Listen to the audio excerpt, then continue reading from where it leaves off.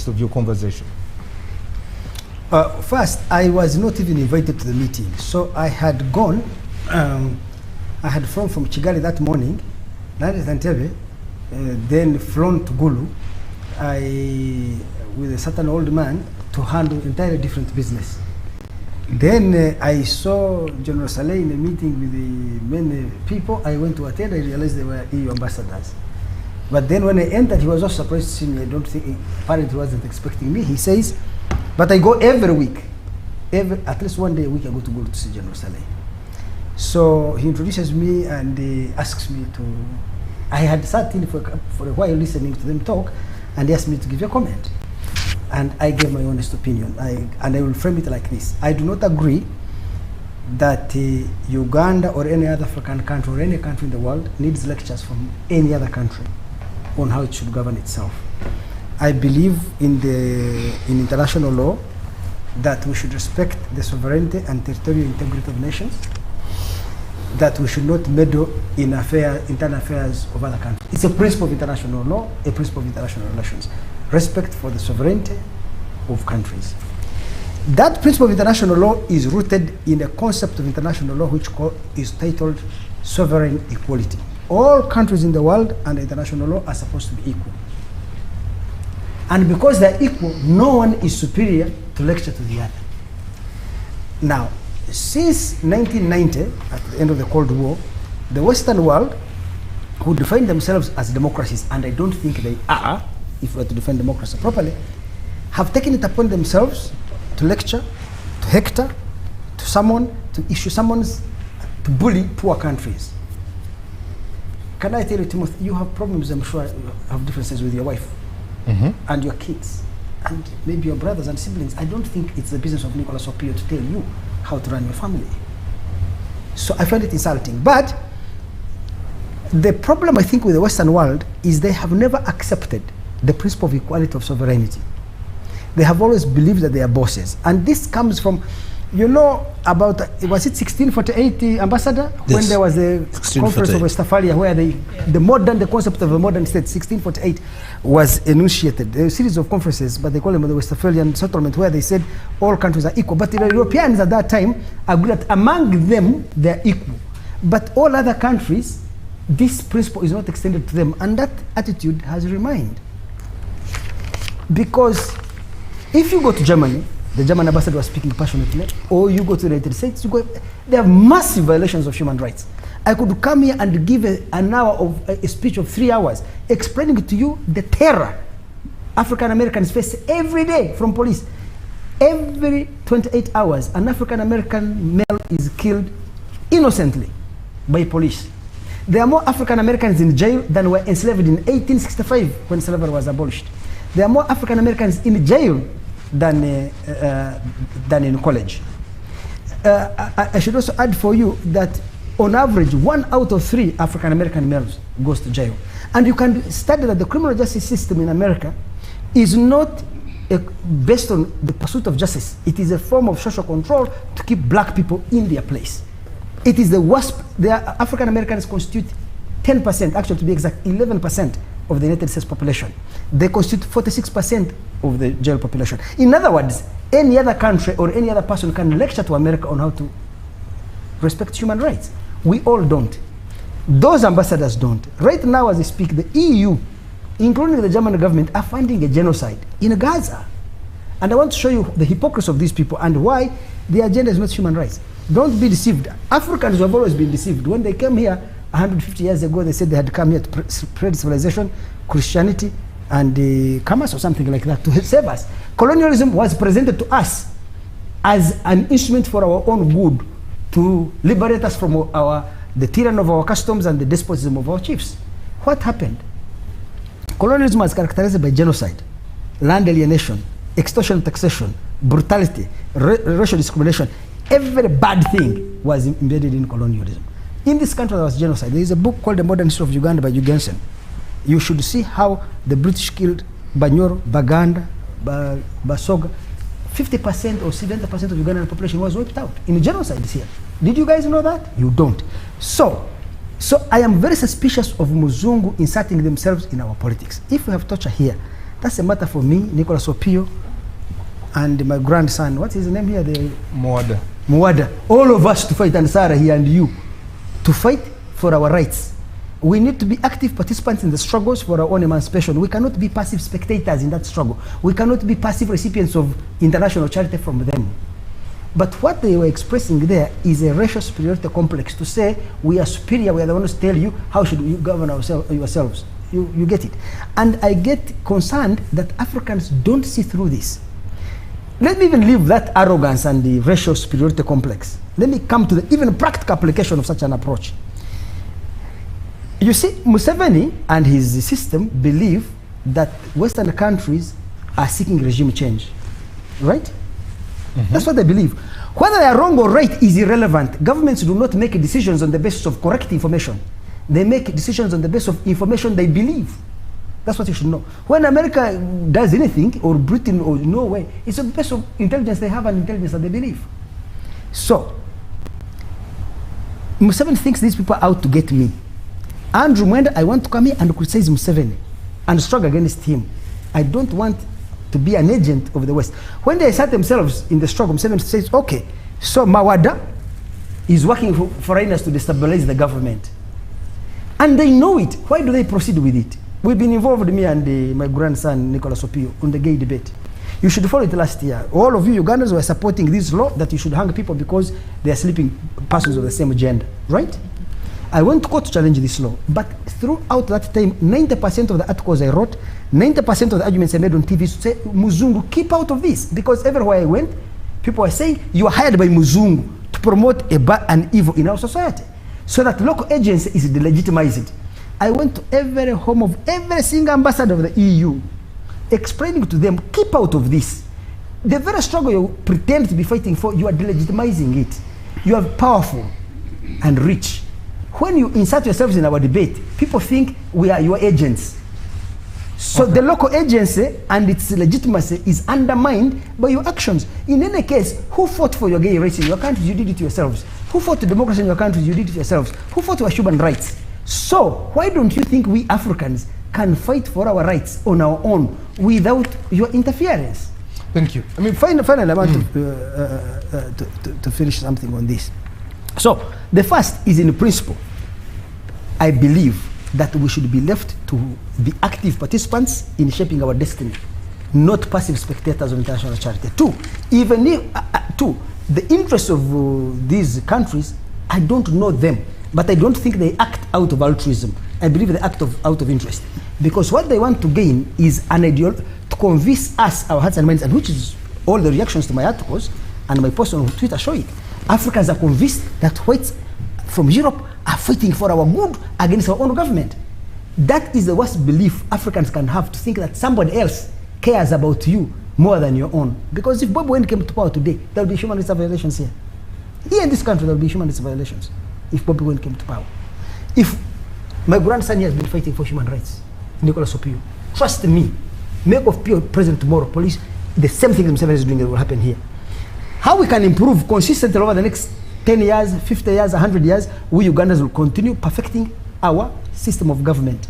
Because Museveni came here... Andrew, I can assure you I'll do better than the current regime. Well, Museveni thought he would do better than Idi Amin and Milton Obote, and I don't think he has.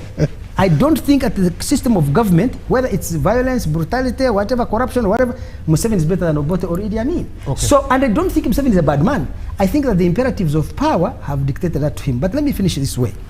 So these people, whom Ugandans believe, they are financing a genocide in Palestine, in Gaza. Every day, the Israelis are killing children, are killing women, are bombing schools, hospitals, they are bombing bakeries, they are bombing water systems, electrical systems. They are destroying the very essence of the existence of the people of Gaza.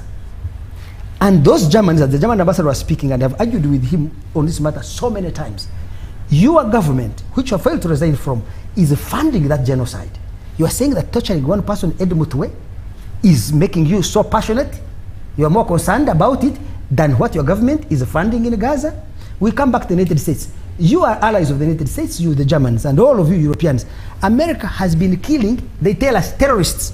Every day, as I speak, especially under Obama, American drones kill people in Yemen, Pakistan, Afghanistan, Somalia, everywhere, accusing them of being terrorists. These people have never been tried in the court of law.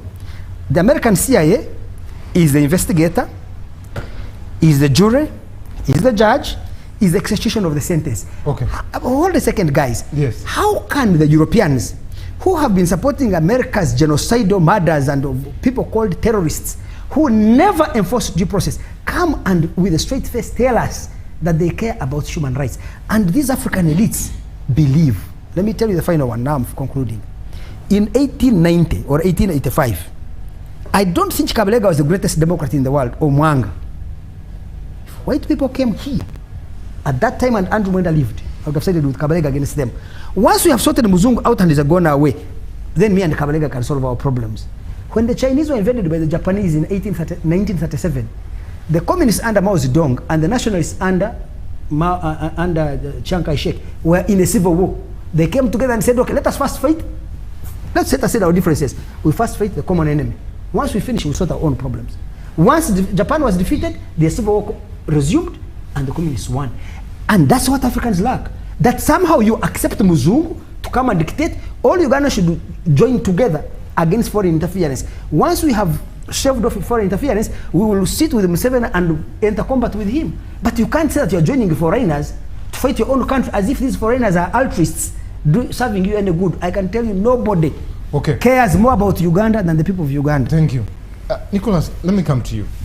You, first of all, in there I had the UPDF amendment when Andrew talked about the CIA being the jury prosecutor. I said, at some point I was like, okay, we agree.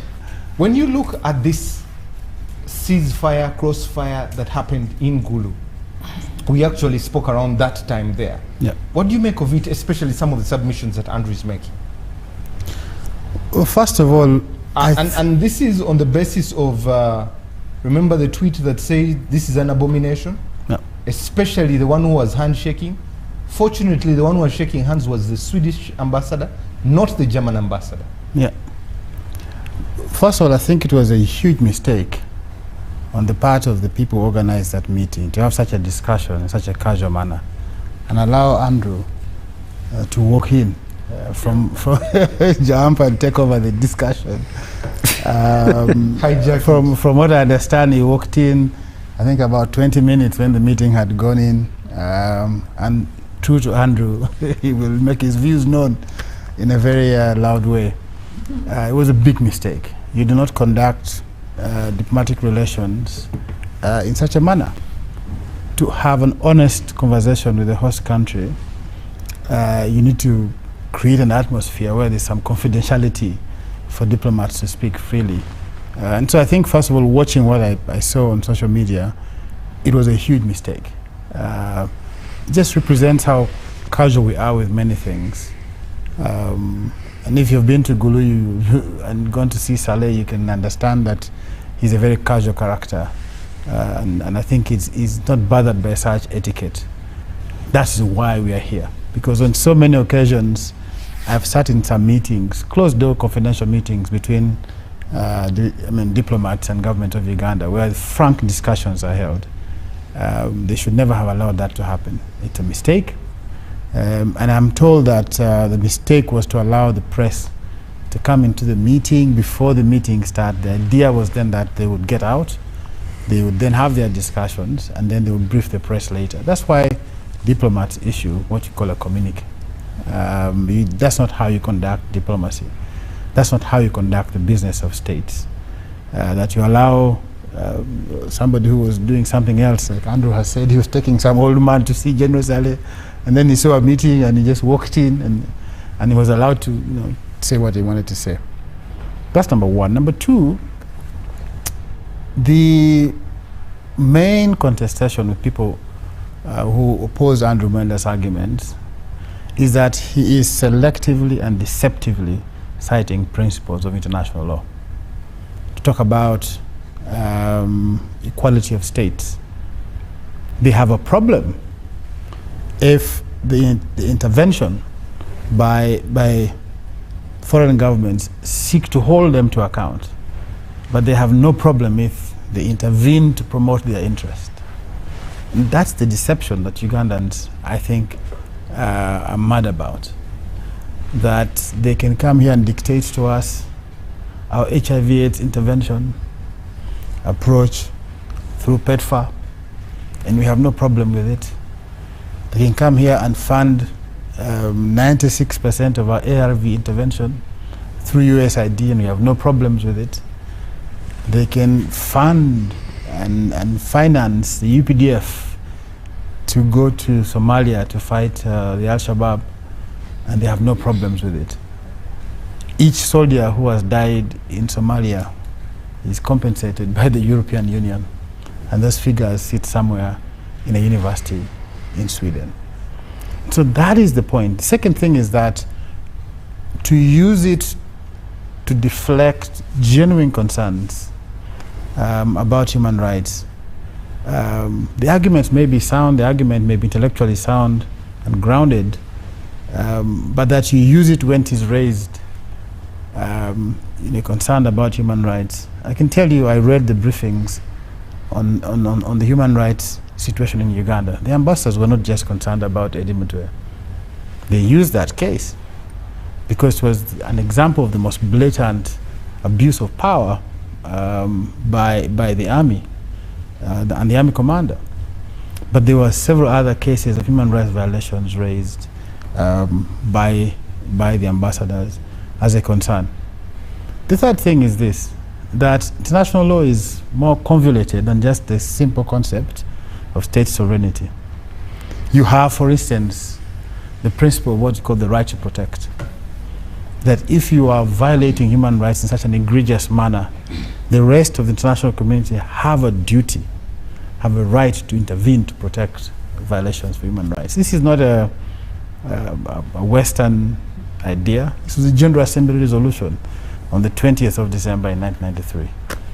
All member states of the UN agreed to these principles.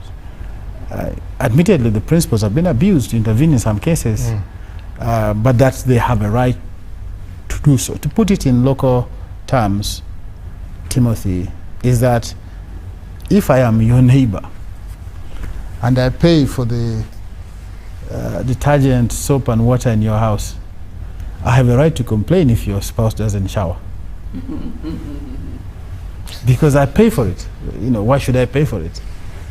Or if I see you beating your child in the neighborhood, I have a right to say, no, please don't do that.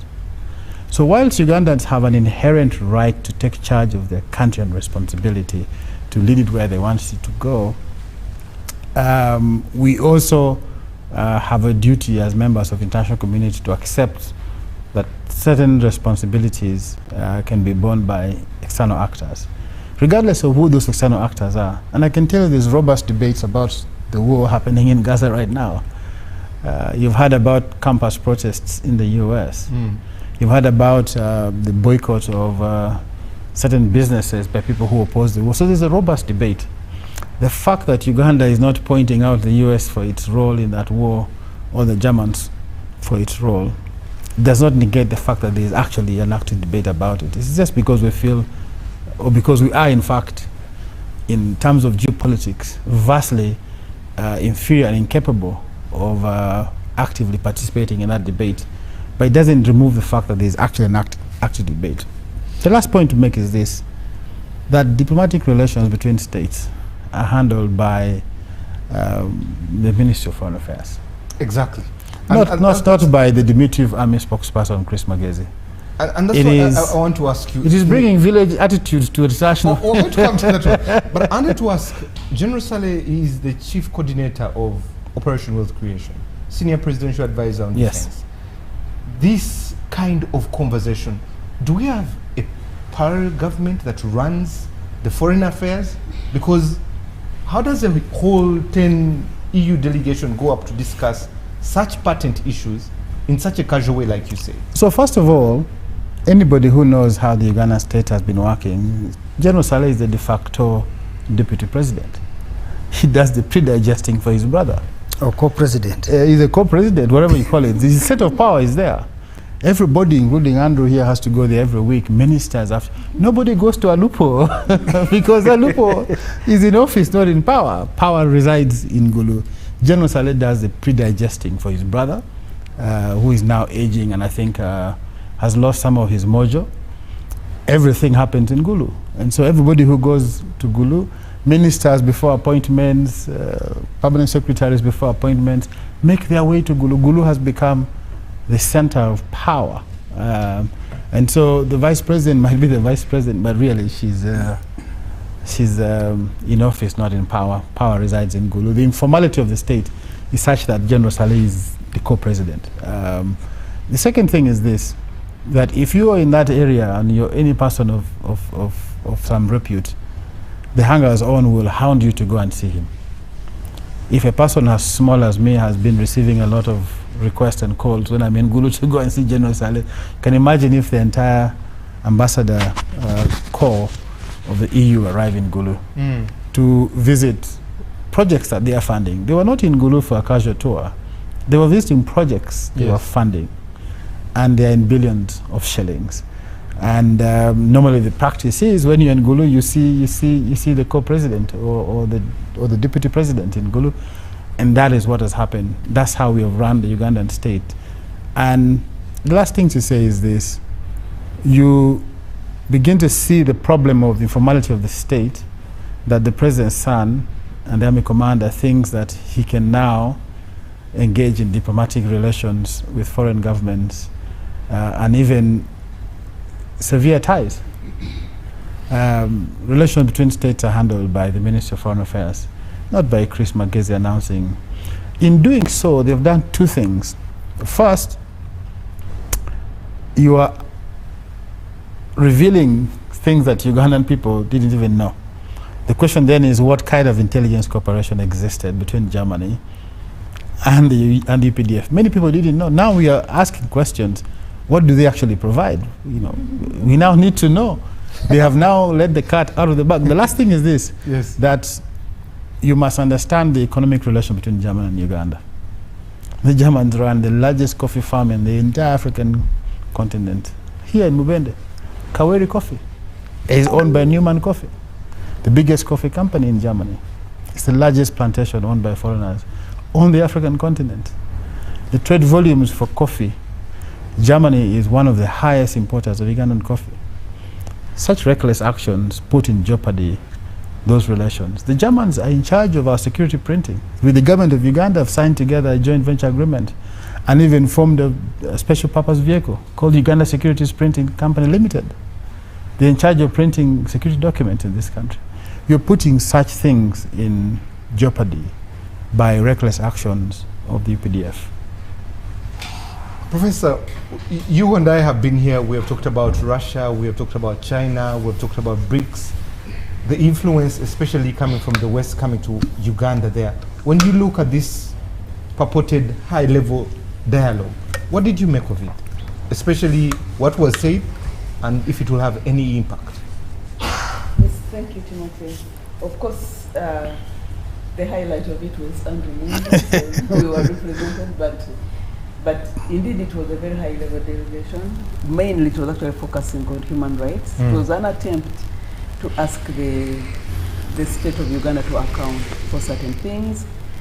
And of course they were reminded that they do not necessarily preach to Ugandans.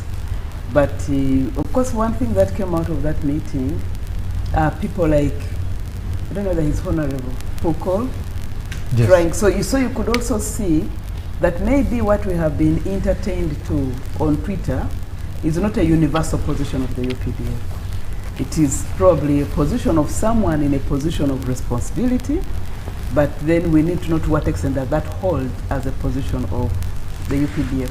But I think this whole issue will always stay, and it's not just with Uganda. There's views and sentiments that Andrew presents.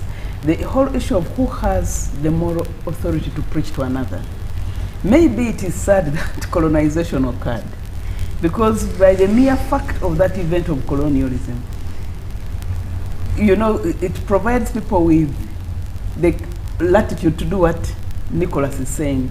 That at one point we say, okay, they should pay for certain things because they colonized us, so it's good compensation. At another point, don't hold us to account because that is neocolonialism, and indeed maybe to an extent it is. And in an era where Africa is really trying to decolonize, And so in what context and in what circumstances do you decolonize when you are still dependent on these people who are supposed to be getting totally independent from mentally with their resources? So indeed the Gulu meeting occurred, like many others have occurred. As you've said, it's not the first time the EU ambassadors have seen this. But I think also there's the whole responsibility to protect, so probably they were trying to fulfill that. But this relationship is always going to be problematic and cumbersome. The mere fact that colonialism occurred, there are cases Sarah, where can I ask a question? Yes, please. Because I just want you guys not to look on the face value. Okay, they intervened in Libya under the responsibility to protect. Gaddafi was about to finish off his own people. Right now they put in place people who are killing 1 million times more than Gaddafi. Why are they not exercising that responsibility? If really that is their issue, why are they not in Libya to protect the people of Libya from their own agents who are killing daily? Why is the responsibility to protect exercising against Gaddafi but not against these marauding militias? Yeah, so that is a bigger question at a bigger level. And I don't think it was the... No, it gives us an idea, Sarah. It gives us an idea. Yes, it does. And I totally agree with you that there will always be a question of who has the moral right to lecture to another, and who has the moral value, who has the moral high ground to be able to lecture to another. And it's what actually I said you are raising, okay? And because of that they have committed worse crimes historically, even in some of these places, people who were colonized will always question their intentions. Okay, they will always question their intentions. Why now? You did the same thing, like the way Andrew raised it. You did the same thing hundreds of years ago. You continue doing it in other countries, and also the selective application of holding states accountable. That you will hold Uganda accountable for torture, but you will not hold Israel accountable for torture in Gaza. So, and many other regimes. Not torture, genocide. Genocide actually is worse than torture. But of course, then you'll also have the Nicholas scenario, where he says, when they are supporting us, we don't question their moral high ground. But when they are not supporting us, we question their high moral ground. And that's why I was saying maybe one of the worst things that ever happened here was colonialism, because it will always give us the latitude of choosing when to or when not to endorse some of these things. Probably if we had been left alone. But now, given that we are where we are, there are some principles which must hold. And I don't think the Westphalian thing just only holds in international law. For us, we study it more as a political thing, that there's legal equality between states and there's national sovereignty between states. So whether you're talking about international law or not international law, but it's basically in international relations and diplomacy, we study that because of the Westphalian Treaty. States should be equal. So if that only applies to Europe, people should say so. But as long as they don't say so, states like Uganda will actually raise the flag and say, look here, we are legal entities, we are equal legally under the UN framework, which is where the Westphalian extension was taken. So you have no right to preach to us. This is an internal matter, it is within the state, and in any case, why are you only, because there's also been sentiments raised, why does the West only care about the whole issue of human rights and capacity building for human rights? Hence you have all these scholarships where younger people are taken to be assertive younger people, the Yuli things, the Mandela things. So everyone is about younger people in Africa. But you're not talking about building large infrastructure in terms of factories. Of course, they could be the coffee factories, but they are theirs. It is their factory. Yeah. But they are not coming and saying, Uganda, we are giving you capacity to be able to develop yourself out of poverty. If they come to universities, it is indeed capacity building. They will take you and me to go and study, we return with the PhDs. We could actually be top-notch scientists. But they are not saying we are giving you equipment to build a lab so as to do the science here. So that's why a scientist will be trained, and after a few years of realizing they cannot apply their science here, will leave. And that's why we're having brain drain on this continent. So there's also this whole question of why they focus only on human rights. And the focus is not being seen in other areas or beyond individual capacity building to real infrastructure development to deliver these countries out of poverty. Because when you look at all these contestations we have politically in the name of democracy, it's really about access to national resources. And we are all struggling for resources which are very narrow, a very narrow pie. So how about if we develop these countries to be bigger? So it's good that the Gulu meeting occurred because people disowned certain positions which we thought were universal, and we are still seeing that unfolding. We are not yet there. Andrew was there, so he has a more authentic opinion of what happened in Gulu. Okay. But we saw some people denying certain positions. But at least what we are saying is that due to, what I'm saying in short is that due to colonialism, people have excuses to do certain things and not to do them, on both sides, by the way. But what we need to do, and for me, where I come from is why there's need indeed to raise the flag on certain questions of human rights. But the questioning should not stop there. Let us see better trade policies. Let us see better political policies. Let us see strategies and movements to redeem these countries out of the stranglehold of global capitalism. Thank you. And then we shall trust those who went to Gulu for that. Thank you. Ambassador Mulongo, you were at the helm, especially in a dynamic that happened in Somalia there. 2.7 billion is being reported since 2007 for Uganda being there, deploying an army. Andrew brings in the moral ground that they do not have the moral authority. Nicholas says, you know what, they're developing, they've given you the soap and the water. Why are you not showering? Why the spouse not showering? Why aren't they bathing? The question on the moral authority. I didn't say his spouse was not bathing. No. Ambassador, why is Foreign Affairs quiet on this matter? But also, what is your reading, especially of an impact of such a high-level meeting? And why was it so casual? Wow, that's the question. Yes. I think the conduct of diplomacy has so many channels. There is backdoor diplomacy. There is front door diplomacy, formal diplomacy, whether bilateral, multilateral. But to me, I would categorize the Gulu one as paradiplomacy, where you do diplomacy with such actors that you deem important but not necessarily formal. You can actually meet a king. When you meet the king of Uganda or the what in Gulu, it doesn't mean you're doing formal diplomacy, but you engage and exchange ideas. So to me, General Salim Saleh, I don't want to overqualify him, but I think he's just an important personality across some key sectors of this country, whether political, whether military, whether social, and so on. So he stands out to be engaged by certain actors. And that to me it is para-diplomacy because it is not a formal one. If you want to do formal diplomacy, then you do engage with the Minister of Foreign Affairs or the chief diplomat who is the president. So to me, that's nothing wrong. And the General Saleh can engage such and any other persons, not because he's anything spurious being stated, but because he's definitely a very key actor in this country. Regarding some element of military support and therefore they have a right, it depends on the agreements we reach out with them, because some of the support they give us are bilateral and some support is tripartite. It's between us and the UN or the AU and the host country and with the mass donors. So does the agreement for such support include policing? If it includes that, then that's very good. But if it does not, then they're actually abusing the very arrangements they have with us. Because giving somebody aid, and then you use that aid and politicize it, it means that the interests, the objective for providing support was quite different. And when you talk about human rights violations and so on, which some colleagues have stated, some of these are just averages used by these external actors to extend their political influence into the recipient states. And that is typical imperialism. But Ambassador, someone could say the same for us in Congo, in Rwanda, when it was happening, as far as the Somalia. So are we also doing the same as a country? No, but we don't do that. We don't just give aid and then follow with imperialistic tendencies. We don't.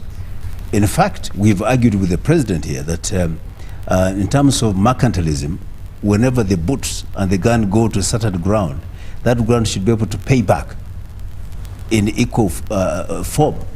like if the US brought their forces into, say, the Middle East paid back the bills. They footed the bills. We don't do that. The president refused to say, if a brother's house is on fire and you help, you don't go ahead and then demand for remuneration. So we're not the same at all. The colleagues from the West want to believe that, one, we must remain under control by them. And they use dictates in different ways, using soft power to be able to extend control and influence over us, and use human rights as a basis to critique and find room to make entry. And in fact, I'm so surprised that even civic and advocacy organizations who are supposed to be CSOs in this country, 99% of them are on the payroll in the West, and they use them to police and therefore write adverse reports, and therefore become a basis for them to exert influence on us, because they cannot do it directly and politically directly. So in my view, if they're to give us aid, then the terms and conditions must be specific, that they will police us, they will hold us accountable to them, not to our institutions, and they're the ones who become the institution that oversee what we do, which is not the case. Why do we have parliament? Why do we have Auditor General? Why do we have IGG? Why do we have police? We have institutions of accountability. If they want to see how best we're performing, let them ask reports from these institutions. But for them to come directly and breathe over our shoulders, which we do not do over them, and that's is actually one irregular. would ask you a question. You talked about institutionalism, but this meeting was held in Gulu with someone you're saying is an important figure, but that's not an institution. Isn't this an indictment to the institutions you have? It is not. I just told you that we have para-diplomatic engagements we do. Even when I was in Somalia, I was meeting some clan leaders, but also I was meeting the mainstream government officials. So really, you can't say that because you were serving in Somalia. Ambassador, there is a comment here. Yes, that's what. I was just saying you're also being paid by Western government as an international civil servant in Somalia. No, who says that? The whole mission. Actually, yes, I know that they were supporting the mission, but the different sources of funding. And this different source of funding came in as an international obligation to an international matter. Peace and security is a prerogative of the UN. And it was within the corridors of UN that resources were mobilized and, of course, engaged. We did not just go to Brussels and again as Uganda. These monies were collected multilaterally, and it was very clear that they're contributing towards global stability and peace. So, and just like we contributed blood and metal, they also came in with the money. You cannot value blood to the same value of money. You cannot monetize that. So we're actually paying much more than they were giving us. But to go back to the issue, if they were paying me so, they were receiving a lot from me. We're stabilizing the region so that the trade could pass, that pirates would not attack their ships passing through the Red Sea. Who was benefiting more? It's not actually Uganda, it was them. So I think, back to your point. Did it make you their agent then, because you were doing I can never be an agent of those imperialists. So why would you think civil society? It is a contribution. That aid from the West are therefore agents, and you are not? Because they are on the payroll with specific instructions. They report about and report to based on those objectives. For us, our resolutions are based on Peace and Security Council of the AU, which is African, and for the objective of Africa. And AMSOM, ATMIS, and AWSOM now is a flagship mission of Africa, authorized by UN, as you know, those protocols and so on, but it's totally African. And we do pursue peace enforcement different from peacekeeping of the UN. So it is not entirely what you look at. I mean, human rights reports are based on human rights standards, UN standards. Yes, but you see, what is UN? UN is not some people sitting somewhere. UN is all of us collectively. And that's why we do not accept imposition by one group somewhere. And I want to agree with the old man around town, that the grandfather... the old man of the clan. Or the old man of the clan. That you cannot provide yourself with the task of policing others against the doctrines of international system and international order. Okay. This is total infringement because they're uninvited. They're even in breach of the basic conventions, like the Geneva Convention, whether 1961, 63, and subsequent treaties that we had, Geneva which is supposed to Convention or respect. the Vienna Convention. The Geneva Convention is humanitarian law. The Vienna Convention is about diplomacy. Yes. So I think you meant the Vienna Convention. Okay. Yeah. You're right. Thank you for the information. But the fact is that the issue of sovereignty is very important. That if they want to engage us on such matters of violations, they must go through proper channels. But for them to begin shouting, talking in the media, that's total violation. Okay? And even making political statements, that is really out of such doctrines. And they're just lucky that maybe Uganda has been soft. But if you had some other republics as I know them, people would have been shown the exit. Not because of being unfair, but actually being totally playing along the textbook rules of diplomacy. Okay, thank you. Let me bring in Honorable Mwenda. Honorable, you as the Shadow Foreign Affairs Minister, first and foremost, everyone is questioning why Foreign Affairs is quiet. But also the biggest issue here was public servants getting on social media and uttering such comments that are really in the violation of human rights. What did you make of this meeting? But also, when you look at it, what would you do different? Well, it is very interesting. And I want to first put it on record that for us as opposition, and specifically me as a shadow minister, our principal role is to keep government in check. And for the sector of foreign affairs, it's absurd that for over the years, I've made argument and moved the Parliamentary Committee on Foreign Affairs and Parliament in general in plenary for government and Ministry of Foreign Affairs specifically to table a codified foreign policy for Uganda. To date, we don't have a codified policy. The last time the minister was responding, he said the ministry made a draft, presented to Mr. Museveni. He has kept it to date. Now, we have a scattered approach to diplomacy as a country, and it does not only affect us here in terms of operations of the Foreign Affairs Ministry. I'm sure you are alive to the so many challenges we have encountered as a country at our various missions, our various diplomats. Yeah. Many of them have been reprimanded, and even when you visit many of our missions, there's trouble. The ambassador is fighting with the whole entire team. So the challenges we have as a country in diplomacy are equally enormous.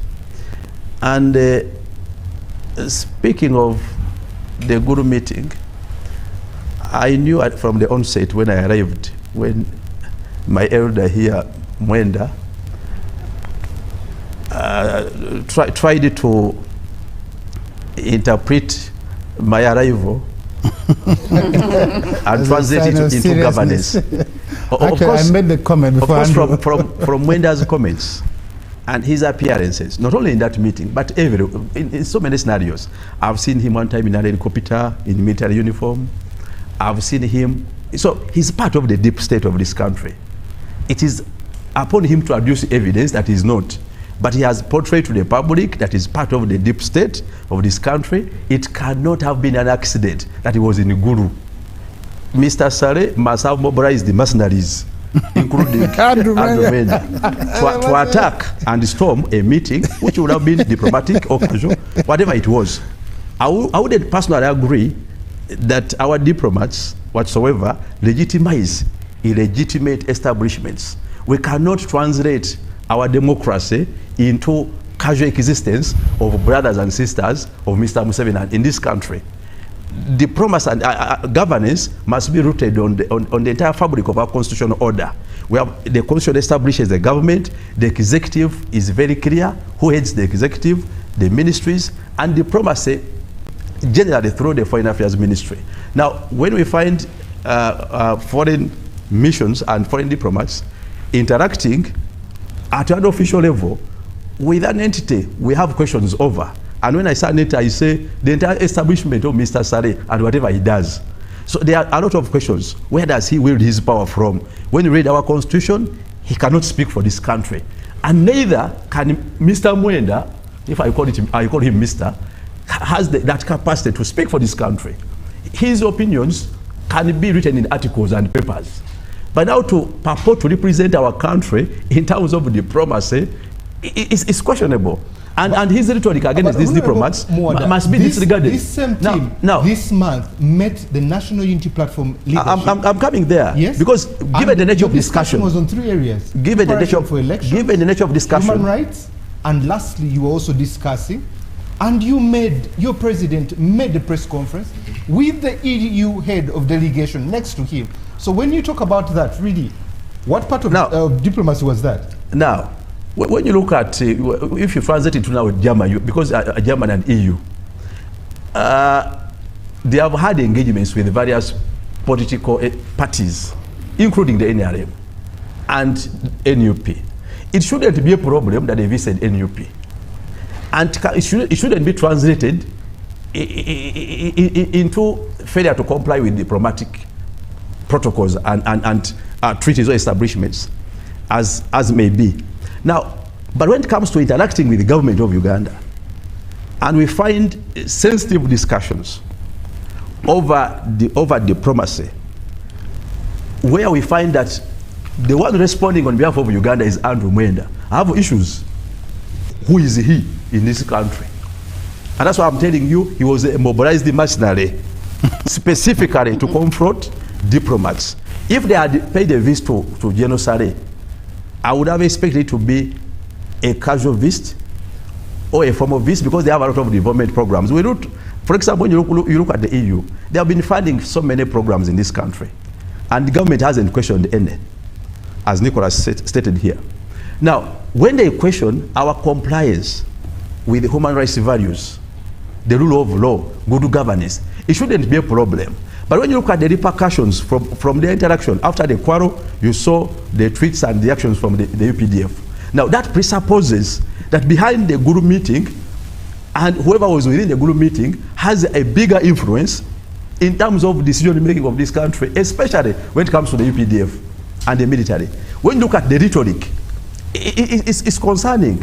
But needless to say, these diplomats must be protected. We protest any such rhetoric against foreign diplomats. The diplomatic space must be protected. They have a right, the same way they fund our country, they have a right to implement and execute their diplomatic work with all the ease as may be. Now, this kind of rhetoric, threats, among others, is questionable. But as well, the silence of foreign affairs is equally concerning, because it's as if the Foreign Affairs Ministry has surrendered diplomacy to whom it may concern. Now you find Andrew Mwenda also saying that for us as a country, without any portfolio of governance, he can write articles in the papers. But now speaking formal and being invited into formal meetings to confront and respond to these diplomats, even the media appearance, the media clips, wasn't an accident. It was planned. They just wanted to embarrass, to frustrate, and to create a scene as if these diplomats were not invited, or they were unwanted guests whenever they were. And this is also questionable. It must have been a trap. Of course, we condemn it, and we condemn any such rhetoric. Okay. But needless to say, when we find and we see the Foreign Affairs Ministry silent, especially on matters of diplomacy, well, we protest it and we condemn it. But as well, I'm not surprised. In the recent past, the Foreign Minister of Foreign Affairs, General Dong, I remember personally presenting a petition in Parliament against him because he's being investigated for establishing a casino in UAE, Dubai. That's the Foreign Minister.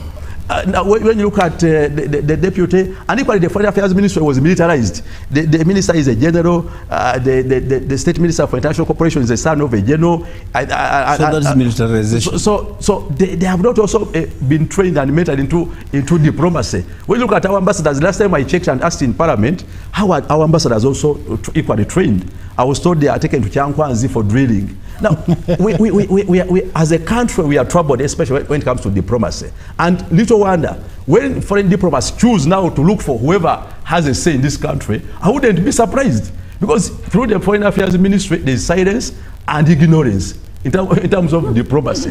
When it comes to Uganda establishment as a country, now most of the ministers are threatened. They fear to speak, not only to the public or to the diplomats, but equally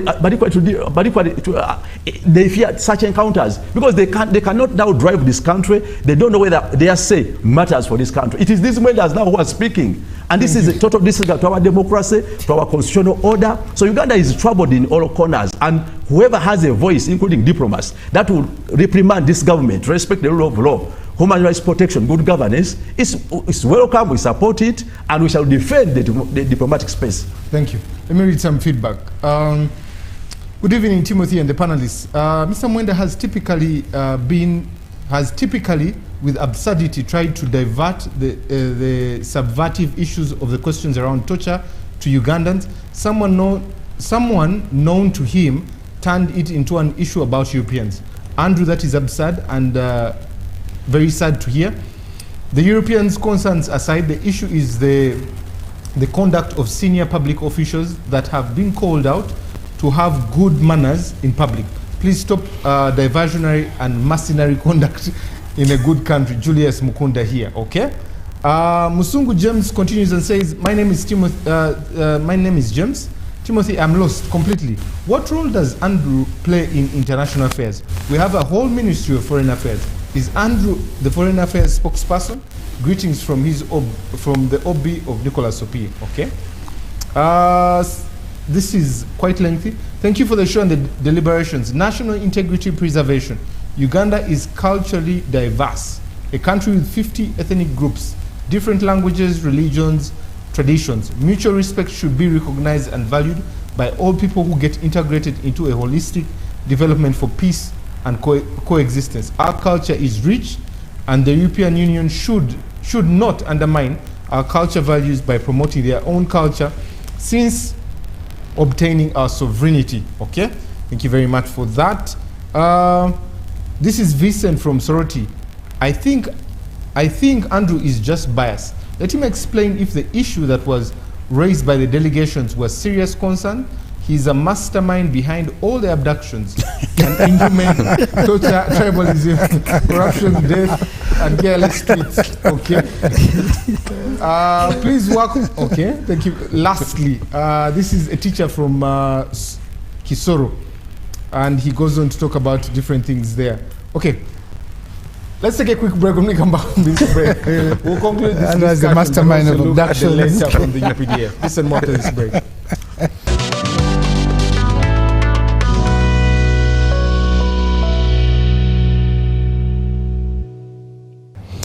Welcome back from that quick commercial break here on Behind the Headlines. My name is Timothy Nyangweso. In the studio, I'm joined by Professor Sarah Saleh, Counsel Nicholas Opio, the old man of the clan, Andrew Mwenda, Honorable Mwenda Nkunyinji, representing the people of Chadondo East, Ambassador Simon Mulongo, and we're discussing especially the issues that transpired in Gulu between the EU and the team that was with General Saleh discussing patent issues that were there. We're also looking at the letter that came from the UPDF the day after, especially making very strong allegations that came there. But let me read two messages and jump into Andrew explaining to us the deep state there. My name is Wilson from Muyenga. The old man of the clan is very right. Sovereign countries like Uganda should be free to handle their affairs without interference by Western powers. But as long as the Western world finances a greater part of your budget, then they must control you. So stop dependence on the donations and tell them hands off on our affairs there. Okay, thank you, Wilson. Moses, who is a student at Mbale Secondary School, appreciates the show and is watching and learning a lot there. Okay, keep the messages coming. We'll read them in a bit, but let me read the statement, then come to Andrew. I'll read a bit of it. This was signed off by the spokesperson who was with us last week, Colonel Chris Magezi, and this is the part that caught me. We are particularly concerned about the illegal and clandestine activities of the German ambassador in Uganda, His Excellency Matthias. The intelligence services are aware about his clearly undiplomatic practices that have been taking place in different parts of the country sometime now, and which has gone against the spirit of the Vienna Diplomatic Convention that regulate cordial relationships between states. The government of Uganda is following up this matter with the concerned foreign mission through the various diplomatic channels to address and be able to sort out this development. Andrew, the first question is, I know you want to comment on some things, but the first question is, how did that meeting end and did it bear any fruit? Secondly, what do you make of this statement from the UPDF? Why was it the UPDF that was responding and not the Ministry of Foreign Affairs or yourself? And that letter clearly states that the matter is being handled through diplomatic channels. It is said there, which is the Ministry of Foreign Affairs, in that letter. But the UPDF as an institution responsible for security, and if it says the ambassador is involved in subversive activities, the security can also comment on it. So that is not unusual. Now, but let me come to the issues of international relations. Let me begin with Nicholas' statement on the responsibility to protect. But the preamble is this. Uganda has many problems. Maybe you have torture, we have corruption, we have so many things. I believe those are our problems. We should address them as Ugandans, and we should refuse foreigners to insert themselves in our affairs. That is my principle. And to you, Nicholas, if you read anything I have written, I oppose all forms of aid, whether it is humanitarian, whether it's technical, whether it's financial. You can read over the last 20 years I have written so much about aid. I believe financial aid, for example, So what I'm saying that even interference in human rights undermines our democratic process because it hijacks the political struggle from the domestic to the international. I will give you an example, and these people of NUP are interested in power, not in democracy, I can tell you. That's why they would invite these Muzungu to get involved. You see, if you are given financial aid, so the government of Uganda depends on World Bank, IMF, and other donors for money, then it has no interest in engaging me and you to build political institutions and public policies that can increase our productivity so that it can collect more tax revenues from us. It loses interest in us because the productive margin in its search for revenue does not lie in our farms, in our factories, in our gardens, our ranches. It lies in begging international donors. If very powerful rich countries come and say they are the ones supporting him, you see, democracy grows through fits and starts through over a very long period of time, and it's a journey, not a destination. I could give the history of the U.S. They declare the Declaration of Independence, 1772. Their constitution, which says all men are born equal, is 1789. But in 1789, only rich white men could vote. Poor white men could not vote. Black people were slaves. Native Americans could not vote. Women could not vote. You see. But through struggle, in 1830, they accepted adult male white suffrage. 1865, they abolished slavery. 1868, this 190 years later, is when America passes a law saying nobody will be stopped from voting on the basis of their former condition of servitude or their race. But black people never got the right to vote until 1965, 150 years later. You see, so the struggle for Uganda's democracy is a struggle we should be involved in. We will not achieve what we want in our lifetime, but we recognize that we are always part and parcel of the struggle to expand democratic rights. Now, how does foreign interference undermine this struggle?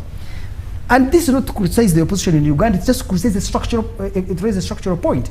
Because if I am Kyagulanyi, I am Mawodo here, there is a powerful country supporting me, it may, recognizing that I'm backed by the Americans and the Europeans, it may reduce my incentive to engage in negotiations and compromise with Museveni in order to achieve, maybe I may not achieve 100% of what I want, I may achieve 10%, but 10% is a good progress for us.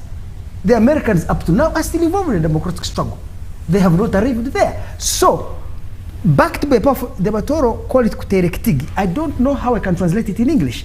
Is to give somebody such confidence that you take away their incentive to compromise. But democracy is built on compromise. Let's come to humanitarian aid. Let's come to practical everything. Whenever foreigners insert themselves in our issues, they may be even well-intentioned, but they change the structure of incentives. Because if you know that whenever there is a famine, somebody will come and give you food, then the government's incentive to build institutions and policies to guard against famine are reduced. Because you know something will come from outside.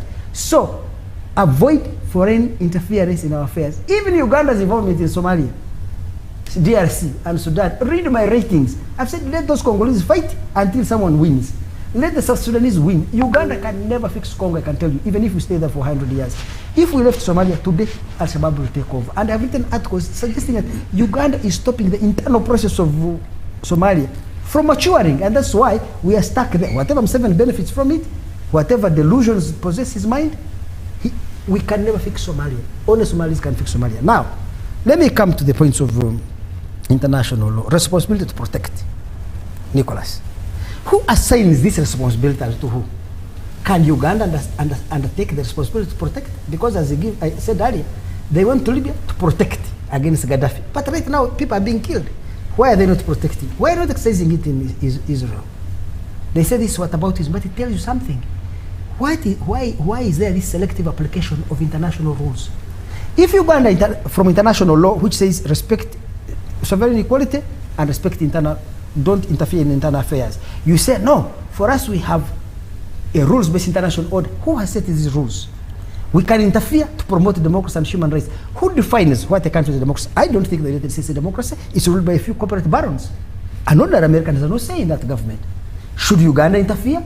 So these are tricks used by the powerful to disorganize the weak. And Africans should see that. But Africans are so internally divided. That is why IMF can come here and dictate policies. Our story is told by the CNN and the BBC and New York Times. Our hungry are fed by the World Food Program. Our poor are saved by Bono and Angelina Jolie. Tell me one aspect of our life that is not being shaped from outside. If you read Muzungu literature at colonialism, they were saying we are children and like all children we should be governed permanently. So why don't we as Ugandans, I'm challenging you people in the push, why don't you feel that without these Americans, we can fight torture? We may not win today, but we can improve the situation of governance in our country. Why can't we fight for our democratic rights? Why do we, who helped the Americans or the British or the French? Who did it? Why do we expect others to come and help us? In any case, isn't it obvious that others would have interests and the interests may be different from ours? Why do we allow outsiders to insert themselves in our politics? Now let me come to the issue of General Saleh. General Saleh is, you are saying he's not a government official, is actually a senior presidential advisor. He is also the coordinator of Operation World School. Those are government positions. He's also a member of the Army High Command. And he's still a permanent member. But even informal, he's a brother of the president. He's a hero of the NRM struggle. All these aspects give him incredible influence, access and influence. He can call his brother anytime and he has influence. Let me tell you, there is no system in the world, Maodo, which works purely on formal institutions. All states have formal structures, but these formal structures are embedded in informal networks and ties. It is the informal networks and ties that allow formal structures to work. I'll give you an example. The world almost came to an end during the Cuban Missile Crisis of 1962. At the height of the crisis, President Kennedy could not get many issues through the Army and the Ministry of Foreign Affairs. He sent his brother, Robert, to meet a man called Anatoly Dublin, who was the Soviet ambassador. They sent him at night. He went and negotiated an agreement between Kennedy and Khrushchev, his brother, outside of the structures of government, and he even went in a taxi in order to disguise it. Even in Britain, you can see there was a man called Alisa Cab whom Tony Blair fired. There is a book written by the chief of staff of Tony Blair. The guy is called Jonathan Powell. He wrote a book called The New Machiavelli. You can see even these advanced countries that have had institutions for 500 years still have informal channels through which you can conduct diplomacy. Right now, there is a man who is conducting Trump's diplomacy actually. He has been to DRC. He is always in Russia. I see him in Turkey and Saudi Arabia. What is the guy is called? He's not a former employee of government. He's a friend of Trump. Clinton had a black man. He's a father-in-law to one of his daughters. Yeah, his father-in-law to one of his daughters, yes. Clinton had a friend, what was that man, black man called? Who always handled his diplomacy. He was not in the government. Vernon Jordan, Vernon something. Jordan Vernon something. So the use of informal channels to achieve formal objectives is a common practice in diplomacy. Actually, deep state is not our word. It's their word. It is their word. Yes. I have been involved, for example, in relations between Uganda and Rwanda.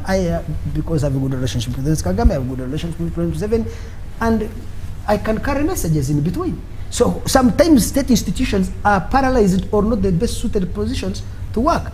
But always these formal institutions, rather informal institutions, must reinforce formal institutions. So formal institutions don't work in a vacuum. When you come to power, you will find hold a second. I do not disturb your presentation.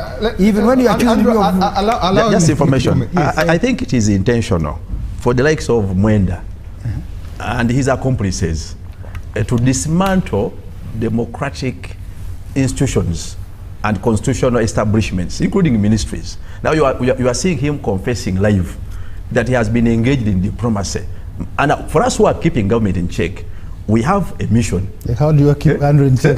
we have a mission, an embassy in Rwanda with a diplomat and the staff. In fact, he's even a general. Can I finish? Now, it is facilitated and funded with a vote on taxpayers' money to execute diplomatic work and diplomacy. Now, when I hear that, it is now Mwenda doing their work, when we are also paying diplomats there, that's dismantling democratic and governance institutions. We cannot abet it. We cannot abet it. Honorable, allow him his time. Yes. So first of all, you can clearly see he has not listened to me. I have explained to him, both theoretically and empirically, that formal institutions cannot work alone. They need informal ties. I can tell you. And I have given examples of so many governments in the developed world. So is this man, Vernon Jordan, who was Clinton's handler, who was not in the government, was he undermining America's democracy? This father-in-law of Trump's whatever, who is handling these peace negotiations, is he undermining American democracy? This guy, Alistair Campbell, who was helping out of government but working with Tony Blair to promote, no country can work without those informal connections. That's so important. And I have told you that informal networks can reinforce formal institutions. Left alone, formal institutions cannot succeed. And I have seen many international negotiations where somebody from outside the system helped. I'll give you another example. How Andrew, I think hold a second, my grand. Please, hold a second. The question is, how do we hold the blood between the formal and the informal? How do we hold Andrew? Let me give you an information, example. Andrew. Please, how do we hold him accountable? Yes. We want to know what funds, what is his source of funding? Okay. How does he access that funding to do whatever he does? Two, how do we hold him accountable? So when and if it is for influence values, he represents who and whose views? You want to have this shot degenerate into a shouting match? No. Mawodo, you will not speak. Because I will speak over your voice. When you handle diplomacy, you represent who? You are Samuju. You represent who? Can you account for your funding? How do we hold you accountable? Are you Samuju? How do we hold you accountable? And whose views do you represent in your diplomacy? You want this to degenerate into a quarrel? These are concerning issues. That's what you're going to achieve. Account for your funding. Who funds you? Why is that your issue? I fund myself. It is impossible. You do public work. You who account for your funding. To do public work. And who do you report to? When you disregard formal channels, you disregard formal channels. You purport to be the Minister of Foreign Affairs. You purport to be the ambassador. We can't know who funds you. Now you represent the money. This is concerning. The EU themselves have said you steal money. You noob, you have stolen money. How can you claim to be fighting? From where and from who? The EU gives you money and you have stolen that money. That is your public rhetoric and negative rhetoric. It is the EU. So you as a noob, have you accounted the money government gives you? You are here saying that you are an opposition person. Why do you like NUP? You denounce the government. Don't you earn a salary of 40 million? Don't you earn a salary of 40 million from government? The poor people who vote for you we want to know and 1,000 who funds you, Mwenda, to do public work. Yes, we also and want who to do you know. account to? I want to know why you sit in you are the not an parliament ambassador. of a government. You are not a minister. You are not an office of government. 40 million shillings a month. Who funds you? Who do you report it to? More than every ordinary Ugandan. Please tell me. Guys, you sit in the government. You say this government is dictatorship. But that's constitutional. Those are elective officials. Exactly. It is constitutional. But is it right? Those are elective officials. Is it more right for you as a member of parliament to earn 40 million shillings?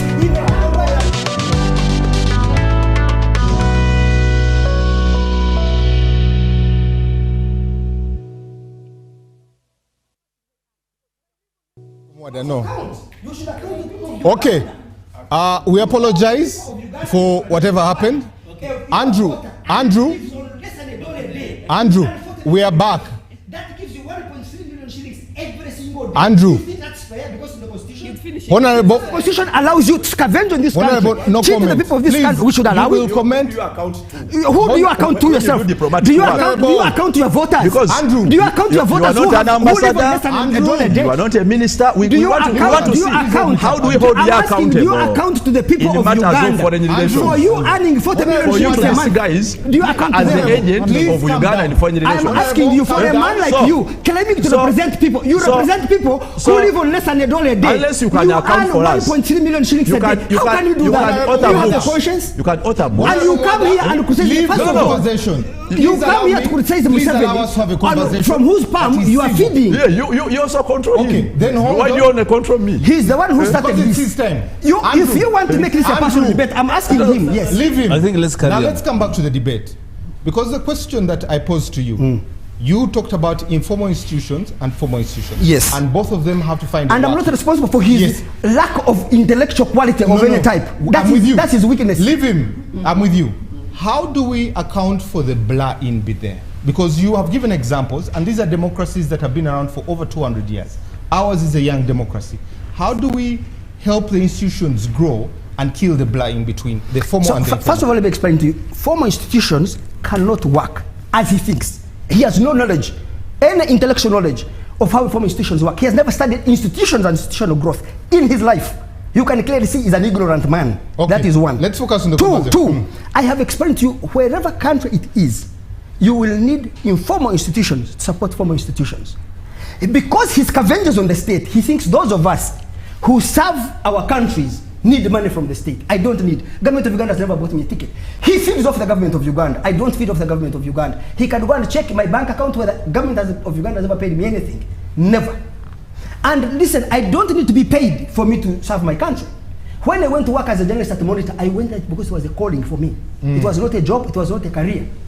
Monitor did not need to pay me for me to report news, to do analysis. I come on this show all the time. Yes. I don't get paid. I come here because it fulfills me. I have an interest in promoting democratic debate, expanding the frontiers of freedom in whatever form.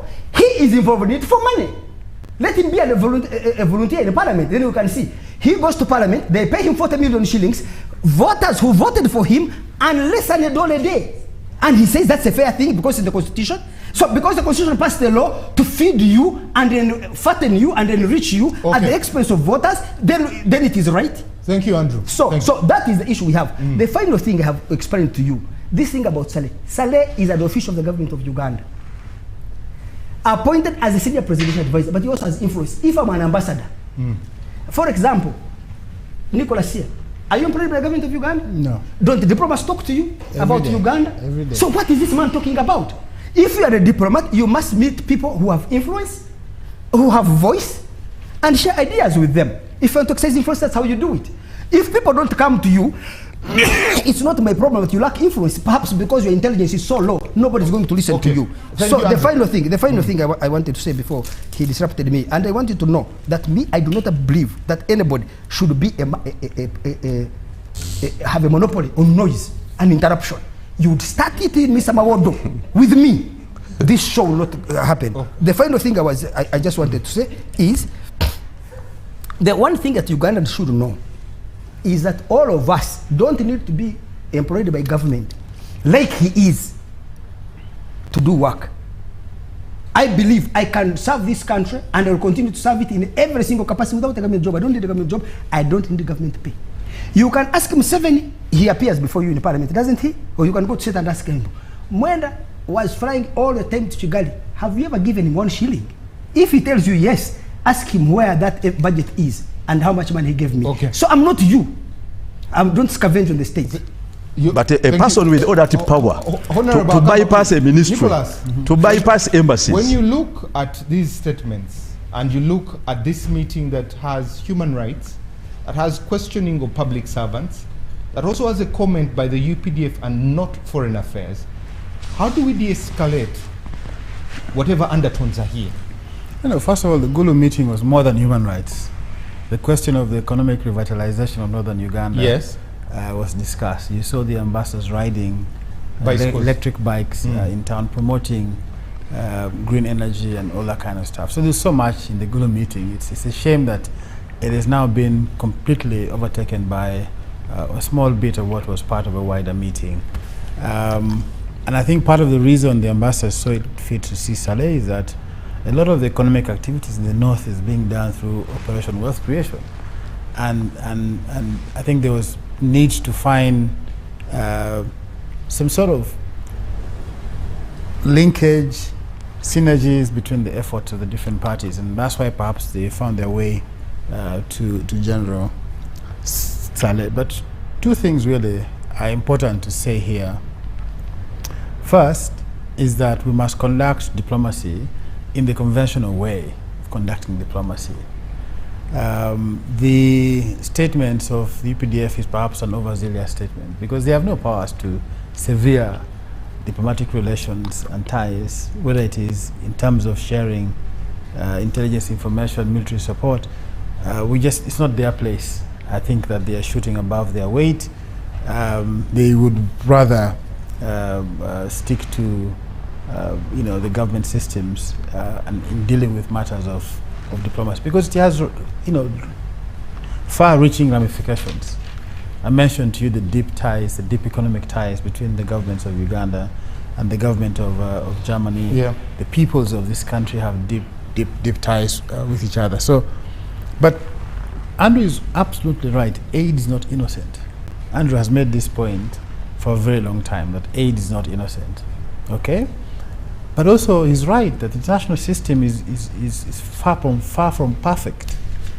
The disagreement I have with him is that we might use the imperfection of the international system to diminish the pains and suffering of people in this country who are crying for help, who are being tortured and have nowhere else to run. When the army commander boasts about your torture in his basement, you go before court and you see the way that man appears in court, and the courts remind you. Really, any means to try and draw attention to your issue must not be diminished because the system raising it is imperfect. We can have a different debate about the role of the international community, its role in promoting wars and sufferings in many parts of the world. That debate will go on forever. But we cannot use that to diminish the pain and suffering of people who are facing torture in this country in the hands of some elements of our state.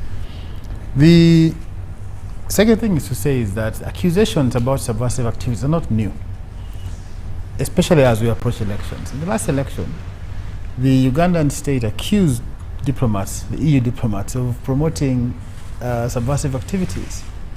They actually expelled staff members of this diplomatic mission. Andrew knows a mutual friend called Simon Osborne, who was leading the EU election program. He was expelled from this country because he was accused of being involved in subversive activities.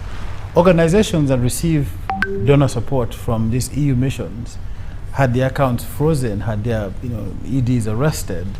You had, for instance, the basket fund, the donor basket fund that was used to fund a lot of work in this country. Some of it was funding the Human Rights Commission, institutions of Parliament. DGF was accused of being involved in all manners of things and shut down.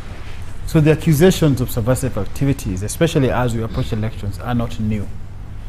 What is common about these accusations is that there's no iota of evidence adduced to prove the accusations that are recklessly dished out in this kind of times. And so I'm not surprised that the UPDF, after the Gulu meeting, now spring up what they call the involvement of the ambassador in subversive activities. In my view, I think it is complete gamesmanship, because they may have been upset by his... If you know a German, you know the German speaks straight to you. The Germans and the Dutch are known for very frank conversations, and I know the German ambassador for being very frank, even with those of us who are not on the other side of the divide, that he's very frank, he's very straightforward, and he's sometimes as forceful as Andrew in making his point. And now that he makes that point, all of a sudden we spring up these accusations. There's every reason to suspect that that is because of the stand he took in Gulu. So accusations of interference in subversive activities are not new, especially during elections. My view is that any person in charge of the state would want to have an intelligence system. That accusations that they make must be backed up by evidence. They had better have it. But if consistently you have accusations that have no basis. This week we had arrests and convictions of people involved in the murder of Joan Kagezi. Yes. 20 minutes after Joan was murdered, the IGP turned up there and accused ADF of killing Joan Kagezi. So we make very broad accusations, not backed by any evidence. The evidence now before the court is that some retired UPDF officer has now pleaded guilty to his role in that murder. The evidence is now that you have a senior police officer being arrested and accused of being involved in that murder.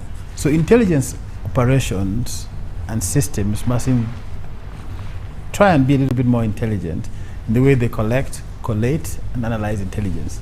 If you spew this kind of falsehood all the time, you make people in power make wrong decisions, because the president is only as good as the information he gets.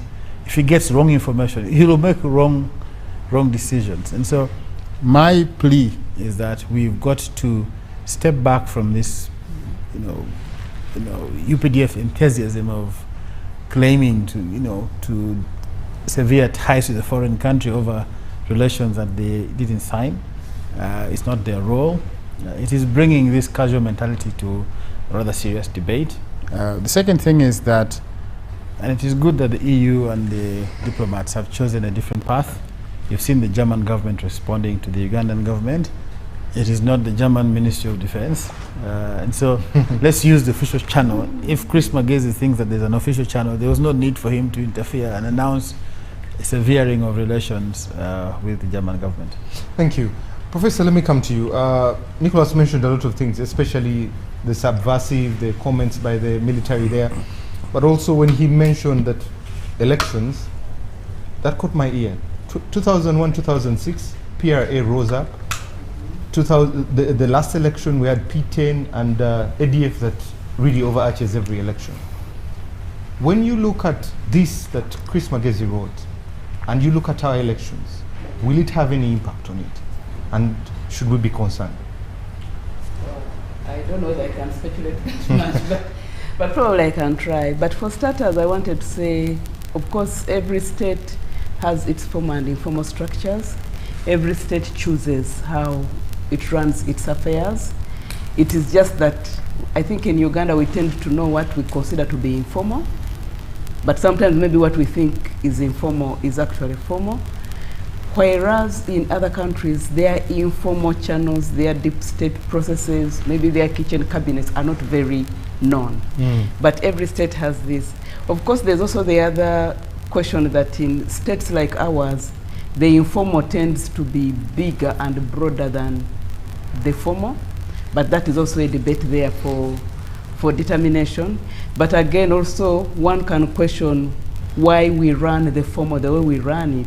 I mean, we run the formal the way we run it, and we think it is perfect because that's the way we were colonized.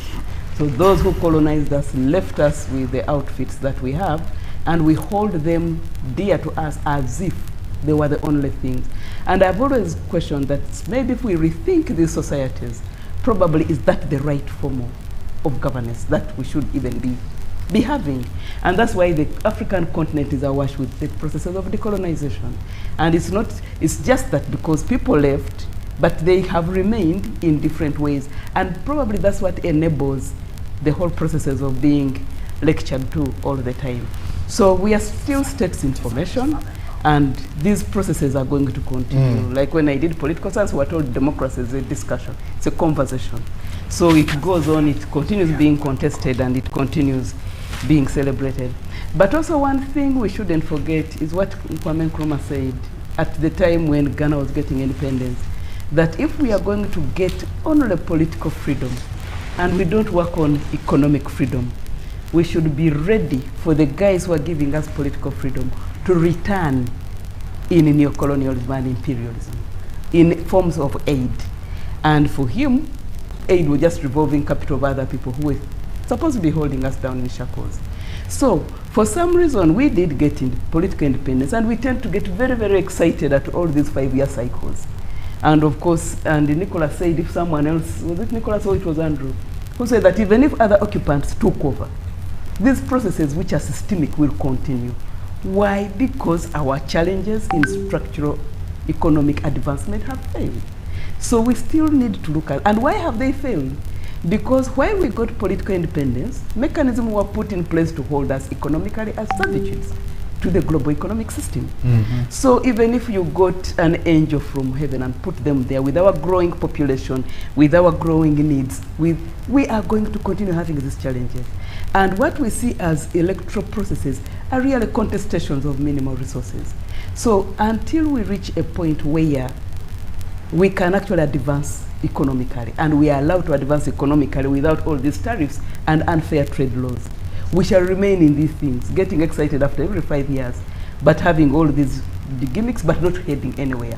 And now you go back to your question about the statements of the spokesperson and these processes. Do we have anything to worry? I think we shall continue saying the same thing, really. Because it is, and now when you watch people, because people have already started campaigning, what are people saying? We don't want so and so because we don't want so and so. And this time you have overeaten, it's time for other people to eat. What are the debates out there? There's no debate. What is there is how long one has been there, and whether because of your religion and tribe and your height and size, you should be the one who is there, and family, you should be the one who is there or not the one who is there. You really don't get a real feel of people presenting development agendas, okay? So as long as we remain, whose turn is it to eat, of the little that is there, we shall always be in these kinds of things. So for me, I think out of all these things, we should even wonder why we are even dependent on Germany for supporting our army, if at all that actually is true, that we are severing defense ties with Germany, and I think regardless of the aid they are giving us. So it was even sad to realize that they are the ones who are supporting our military, if that is true. So I think this is an opportunity for us not to just tell foreigners off for the issue of human rights, but also for other things that affect us like that. And of course, when we also talk about human rights, I know around electoral processes, the focus tends to be on the human rights, freedom of speech, freedom from torture, and freedom from that. But those are not the only human rights within the Universal Declaration of Human Rights. There are freedoms from slavery, from forced labor, from freedom, the right to life. Rights. There are so many other things which don't get articulated. We tend to focus on all these things which are just on, they're superficial level, civic rights, which actually, if we focused on the foundational and structural issues, and we've dealt with structural violence issues, then actually the civic rights would be automatic. What are the SDGs all about? 1 is no poverty, 2, no hunger, the right to life, 4, education, gender equality, working in good environments. All of them are really talking about basic existence. So where are these debates held, apart from the one time people go to New York to discuss SDGs? Where are these things being held within the electoral processes going on now? You don't get them anywhere. No. It is your religion, your tribe, your height, your size, your family, and all that kind of thing. So I think for me, until we question the whole issue of economic development, until we tackle that, until we get to realize that we are where we are, because we were unfairly put in the global economic system, which continues to ensure we don't rise. We are simply allowed to play second fiddle in their bigger agenda. And of course, Andrew also talks about denying us agency. They are our spokesperson, they everything. Until we actually ask, where is the problem? We shall continue running around, we shall continue quarreling with ourselves and thinking the next person is better. But let us deal with the real thing that Kwame Nkrumah talked about. Political freedom must be accompanied with economic emancipation. If we don't have economic emancipation, and of course it's also a moving target because populations are rising, needs are rising, soils are getting exhausted, we need to produce better, etc., etc. If we don't tackle that, then let us be ready to be lectured. Thank you. Ambassador Mulongo, you have been a diplomat for a while, and when Nicholas spoke about something that really caught my ear, especially when this letter came out from the spokesperson, it brought to light asking questions. What are these military ties we have with Germany? when you look at this and security being a bedrock and something that you're a specialist in, how do we salvage this relationship? How do we bridge whatever is left between us and specifically the German government that did not respond militarily, but responded by government, and we responded with the military? Can I just first of all Yes. clarify some point earlier about informal engagements and informal actors and where they are counted to. You see, running the state is actually multi-layered, and not everything that is in the open and informal is the only domain that the state or governments engage in. There are a lot of informal actors who actually engage on the instructions of their principals. They don't have to be known. And so to ask, for example, Andrew to say, whom are you accountable for? Who assigns him? He is accountable to that person and that authority, and doesn't have to come to the domain of parliament or in the public. So many things happen, and that's how governments are run. But back to your question, yes, sometimes we are looking at the Minister of Foreign Affairs as being silent, too quiet. But see, to be quiet, first of all, is not in action. There's a lot of engagement between the Minister of Foreign Affairs and the various capitals and the various missions. They don't have to bring them into the public domain and explain, oh, today we've done this, we have written this letter, this is a copy. They don't have to do that. If the Minister of Foreign Affairs came out to deny or denounce what the UPDF had done, it would show that really they're not in concurrence with what the UPDF had done. So a lot of engagements go on between the Minister of Foreign Affairs and these missions. And also, specifically for your question, the nature of the issues that were at hand were mainly to do with Minister of Defense, the UPDF. And yes, there is an agreement between UPDF and various other powers, and that includes Germany.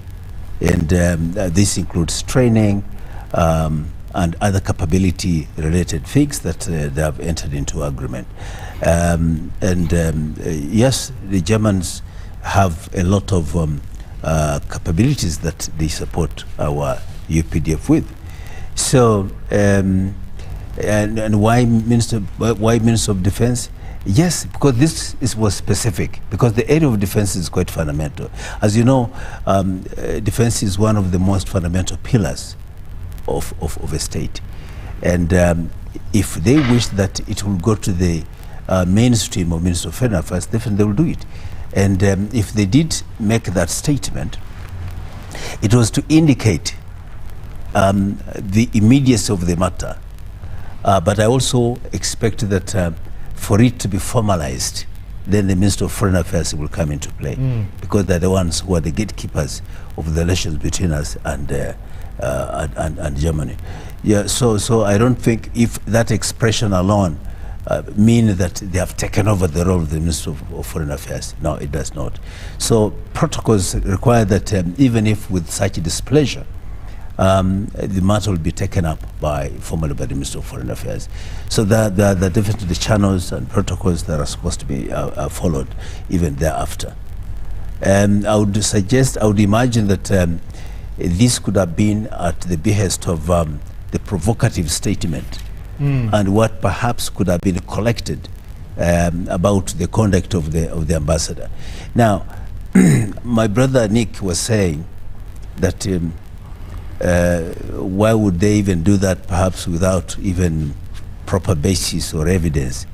You know, intelligence is quite a complex issue. You cannot just begin bringing out and washing into public issues of intelligence, because it may have serious repercussions.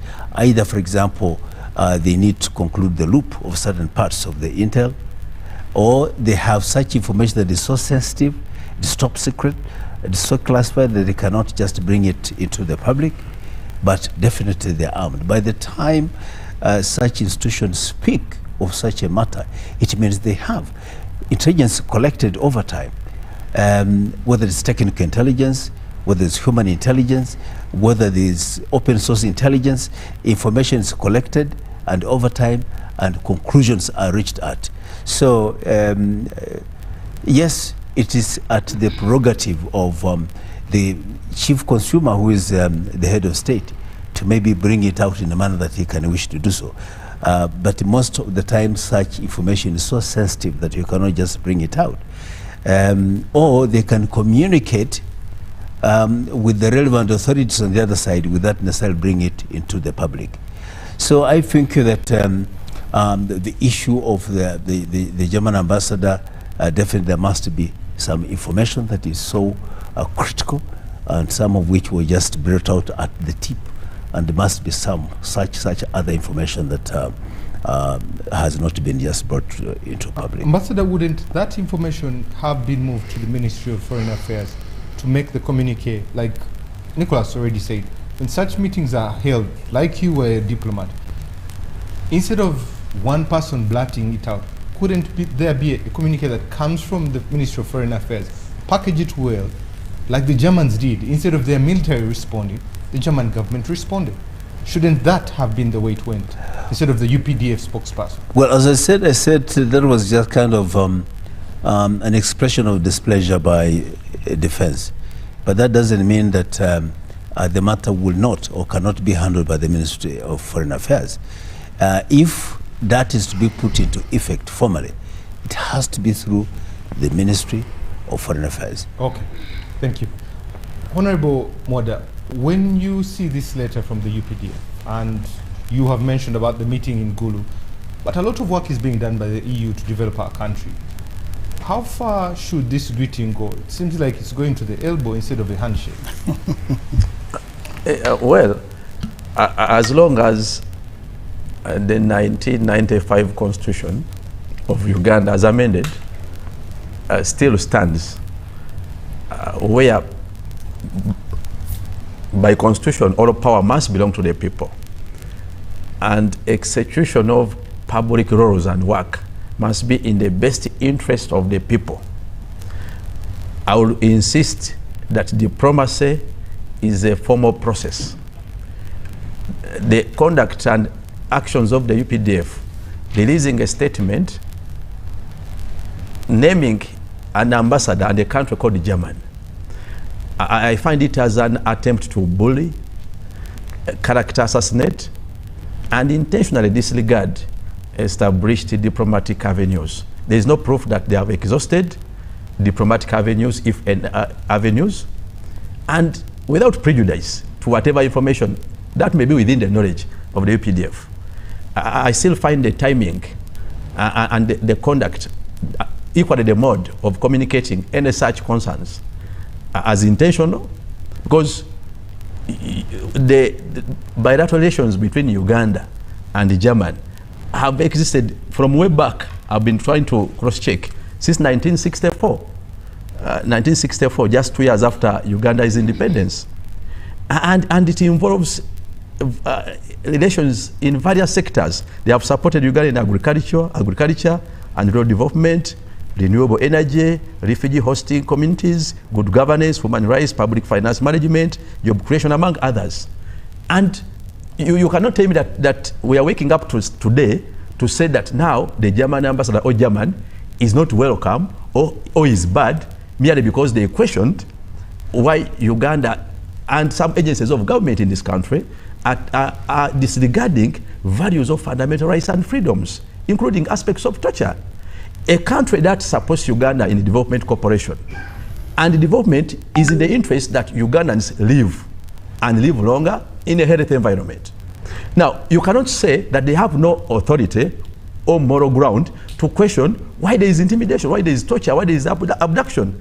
This is a very interesting development. And equally, when it comes to the nature, I mentioned that kind of meeting must have been a setup to parade media and ensure that there is presence of mercenaries like my senior Mwenda. By the way, I would respect him in other spheres.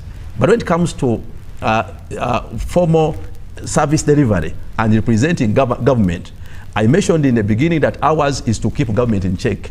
We cannot assume who to hold accountable.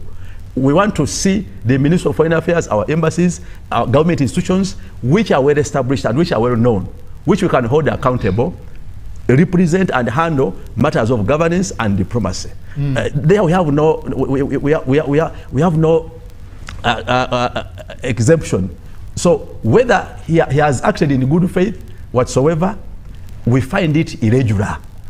That matters of governance and diplomacy, we find it irregular. Matters of governance and diplomacy must be executed in accordance with the law.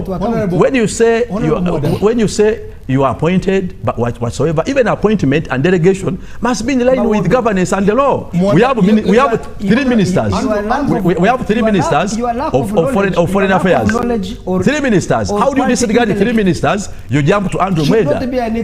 And when and how can we hold Mwenda accountable on TV, in the media? Now back to what he mentioned. He also quoted NUP. Hold on. I wanted to respond to that also. Is it the process or the product? Because the thing is, the challenge. Can I tell that's why these people cannot run a government? Hold on. Because the challenge we have, the degree of your in the governance, Andrew, where will I find Mwenda to account for whatever he has executed and under which mandate? Government cannot be at leisure. Let's put the mandate aside. Let's ask the question, because the challenge right now is that there are accusations. There is intelligence that has come out that is making accusations.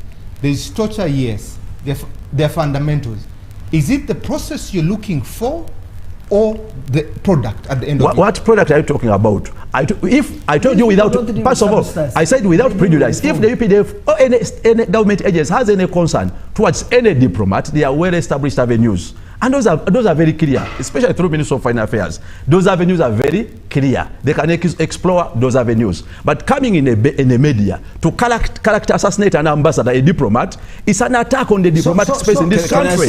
There are other formal processes they can explore. Now, when it comes, why are you quoting these such examples? Let's exhaust Uganda now. Let's exhaust Uganda now. Yeah, but why do you fear facts? Why do you fear facts? I'm asking him. Because this ignorant because it is you who is ignorant in matters of diplomacy. I'm trying to lecture you on diplomacy. You are only being assertive on what you do. I'm telling you what you are doing is wrong, is illegal. How do we hold you accountable? This is diplomacy. This is not, we are not discussing at leisure. This is diplomacy. We must hold institutions accountable. Who told you that diplomacy?